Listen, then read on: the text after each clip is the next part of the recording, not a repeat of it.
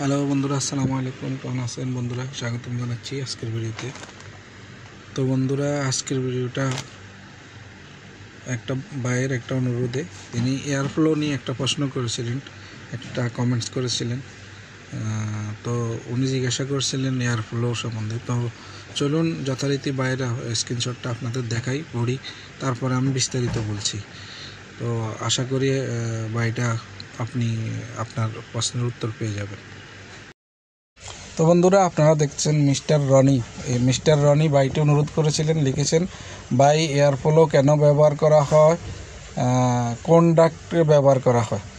তো আসলে এটা সম্বন্ধে এরপরে আমি বিস্তারিত বলছি। তো বন্ধুরা, দেখলেন আপনারা, বাইটি প্রশ্ন করেছেন এয়ারফ্লো কী জন্য ব্যবহার করা হয়। আসলে বাইটি না বুঝে প্রশ্নটি করেছেন আমার মনে হয়। তো এটা হচ্ছে আসলে এয়ারফ্লোটা কোনো জিনিস না যে এটা ব্যবহার করবে। উনি যেভাবে প্রশ্ন করেছেন, উনি ভাবছেন হয়তো এটা কোনো বিসিডি বা ফায়ার ডাম্পার বা এ ধরনের কোনো কিছু হবে। তো এই জন্য উনি প্রশ্নটা এভাবে করেছেন।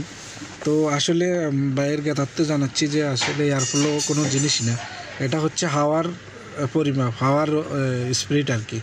কী পরিমাণ হাওয়া বাইর হচ্ছে, হাওয়ার স্পিড কত, ওটার মাপটাকে এয়ারফ্লো বলে, ওইটার স্পিডটাকে এয়ারফ্লো বলে।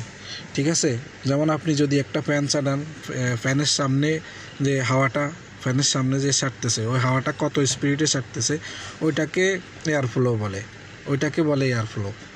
তো আমি আপনাদের এক্সাম্পল এখানে দেখাচ্ছি। এই যে আমার এখানে এই যে রাইজারের মেইন ডাক্ট, এখান থেকে ব্রাঞ্চ, এই ব্রাঞ্চটা ফ্লোরে ঢুকতেছে।